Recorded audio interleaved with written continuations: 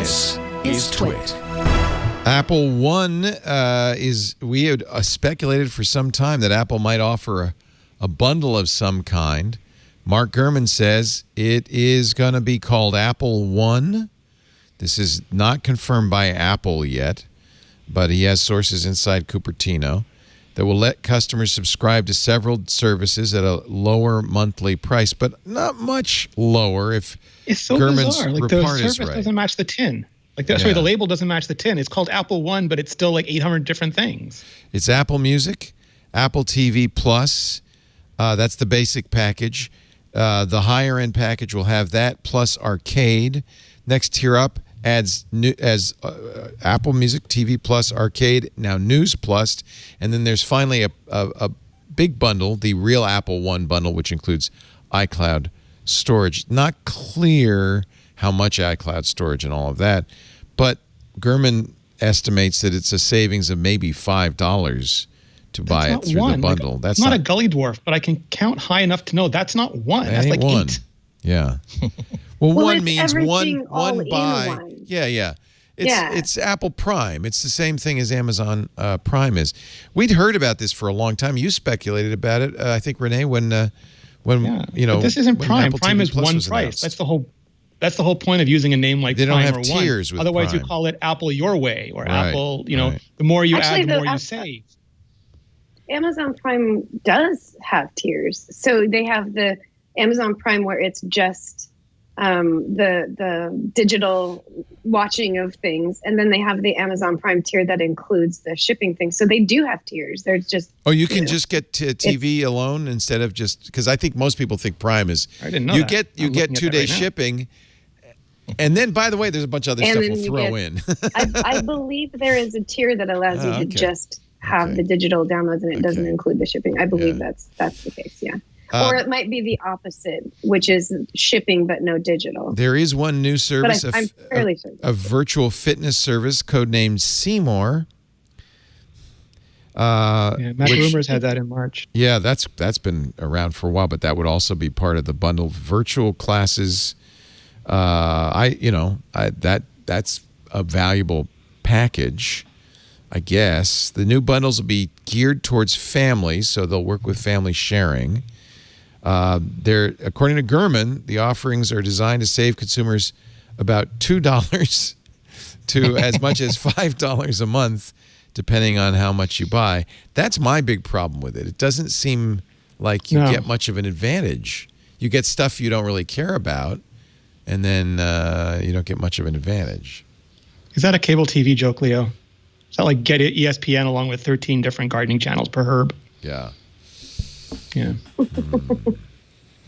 Yeah, but it does make sense. There are a lot of things that Apple offers that I probably wouldn't pay for as a standalone service, but if you gave it to me as a bundle, I probably would see the logic in that without taking the time to do the math. But also, hey, $5 is $5. That's not a whole burrito, but that's like most of a burrito. That could be the same. Andy, I agree with you. I think that we kind of fall for the trick, if you will, of marketing things when it's on sale. Like Prime Day is a perfect example. I never wanted this, light for my toilet seat, but suddenly now that it's 50% off, I have to have it. It's the same kind of idea. And I agree. I know I would do the same thing. If there was a bundle of it, I'm only saving $2 to $5. I'm getting some service that I actually probably am not that interested. I would do it anyway because I would think, well, this is a good deal for the entire package. So, well, I think we would all do it because we buy all that crap. I mean, I own every one of them. We're getting the discount. Yeah. So it gives us $5. Yeah. The approach, according to Gurman, is likely to be applauded by Wall Street. And that's really what's happened with Apple is they're doing revenue per customer as opposed to revenue by selling devices. And Wall Street likes that. I would love it if they took their Prime thing of value because like Amazon, and I think Nile from The Verge was talking about this, Amazon's value is that delivery, and they're just making it more and more attractive for you to hook into that delivery, like the buy, ship, whatever thing by adding on services on top of it, where Apple's prime motivator, forgive the pun, is the iPhone, and they already have subscriptions based on the iPhone. You can pay monthly, get a new iPhone every year, and building value on top of that where for a couple extra bucks on your iPhone payment, you get all of these services as well. And that really becomes transformative because it's your best customers already paying you on schedule, and you're just increasing the amount of their payments. It's limited because that plan is mostly US only or carrier based in other parts of the world. But if Apple could build that out where you get, right now they have 2 tiers, just the phone and Apple Care Plus.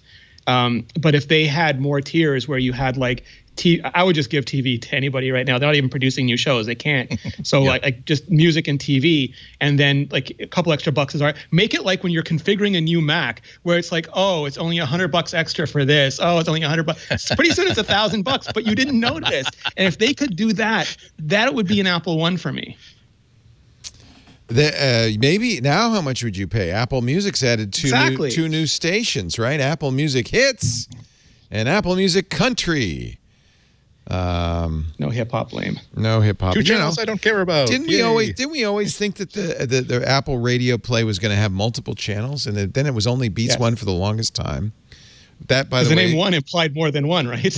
Yeah, that would be channel 1, and then there's no channel 2. It will be renamed Apple Music One.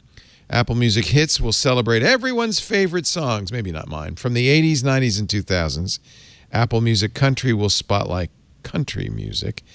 The one thing that Apple's doing with these, which I think is, I don't know how I feel about it, is it's very heavily, just like Apple Beats One, very heavily DJ flavored. You know, they've got big name DJs who are going to host these. Music Beats One was Zane Lowe and Judy Antonuga and all of that stuff. And then they would have musicians host their own kind of shows.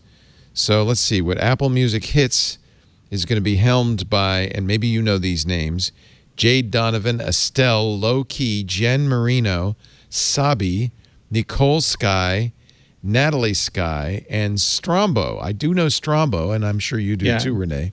George Strombolopoulos. Canadian icon. And the Canadian icon. Special shows from I was going to say he's our Alan Thicke, but that doesn't work. Yeah, because Alan Thicke is also your Alan Thicke. Yeah. Hi. Strombo, was there a scandal around Strombo? I feel like I remember that, but maybe I just figure there's a scandal around everybody. If you're on the internet for more than 3 minutes, you've got a scandal. Yeah. But I like Strombo. In fact, Amber MacArthur was friends, really liked him. And I think he's good. Special shows from MSNBC host Ari Melber. Fans can also tune in to hear new exclusive shows from artists like Backstreet Boys, Ciara, Mark Hoppus, Huey Lewis, Alanis Morissette, Snoop Dogg, Meghan Trainor, Shania Twain, and more. Now, Apple Music Country is going to have hosts Kelly Bannon, Ty Bennell, Bree, Alicia Davis. I have to figure these are all radio people, right? That various markets you would know them. Ward Shania Twain's Canadian icon as well. No, I know the music. I know the music, yes. So if you have Apple Music, 2 new stations. I'd like to see more than just 2 new. Is it hard to do these? Is that why they have to really work hard to develop? Well, this is the first new ones in 4 years, so I think we're right on schedule. Yeah, I don't understand it. I just don't. I still have a subscription to Apple Music, and I keep dipping into it just to keep familiar with it. And I still haven't found like a DJ station that, to me, has any significance apart from the automated stations that you get on any other subscription music service. It would be a great signature if Apple Music were able to do something like WBCN in Boston, where it's like, this is a signature station. There's personalities that are going to control the content in a way that isn't just, hey, here is the library of 1,000 tracks that you are allowed to program for your station, and we need you to program these 60 during this week. I wish that it had been more of a signature for the service. I feel like Apple could have been more Apple-y.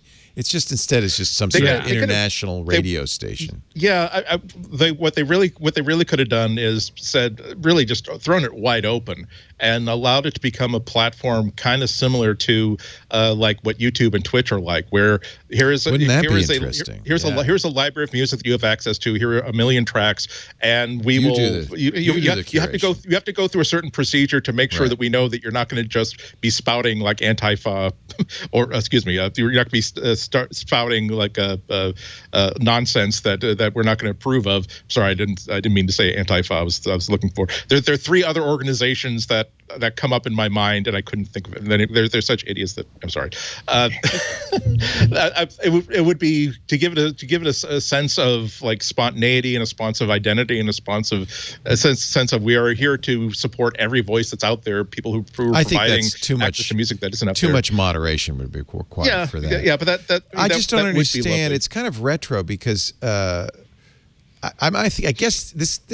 believe this goes back to Jimmy Iovine, who right from when he started at Apple, when the Beats sale happened, said that what people miss is curation. And that's the only answer you can have if you're in the radio business, because honestly, you got every song. There's all sorts of algorithmic ways you can put a playlist together for people, but they already do that. What's the one thing missing? Well, a human curated. But I think that's very old fashioned. I don't know if people want that anymore. I mean, yeah, I listen to Beats One a little bit, and then I realized I'm just annoyed by these people. Just let me listen to my music. I don't want to hear 24/7 worldwide. Yeah. The fact that I'm coming up with WBCN as a reference point, that might just show up how old I am. They went out of business several years ago when. Well, there you go. All freeform radio did, Andy. I hate to tell you. but wasn't it? But wouldn't it be great to be able to? I still think that there's something about that's still very, very valid. The idea that it wasn't a Coke versus Pepsi sort of thing. It's that it's 5 minutes after 5 o'clock. I'm definitely tuning into BCN to hear the comedy. I'm definitely tuning into Carter Allen. I'm definitely I'm home. It's a weekend. I'm definitely tuning into Charles Lockwood Era, because you really, really had a sense of identity with this station. It was playing lots of music you liked and introducing you to things that you had no idea, but you kind of had an idea that you would trust them to give you stuff that's interesting and introduce you into new directions. I just wish that there was something, maybe there is something like that I haven't come across, but it seems like an opportunity for some streaming service. This is all coming out because this is I have to dump Google Play Music. I have to dump YouTube Music because it's terrible. And Google Play Music is being shut down, whether YouTube Music is capable of taking up that role or not. And so now I'm like, okay, do I switch? I am subscribing to Apple Music, but should I now take up a paid subscription to Spotify to basically give me the access to a million tracks when I'm doing sampling and when I'm just trying to figure out something new? And I'm just shocked that all three of these services, with the exception of YouTube Music being stinky, they're basically the same sort of thing, where you launch the app and it will show you lots of playlists and lots of new music and lots of stuff that you're not interested in, and you have to do a couple of taps before you get into, here is my personally curated area of this experience. And it's just, I just feel like you can go for any of these three and still get pretty much 80 to 90% the same experience, and that kind of frustrates me.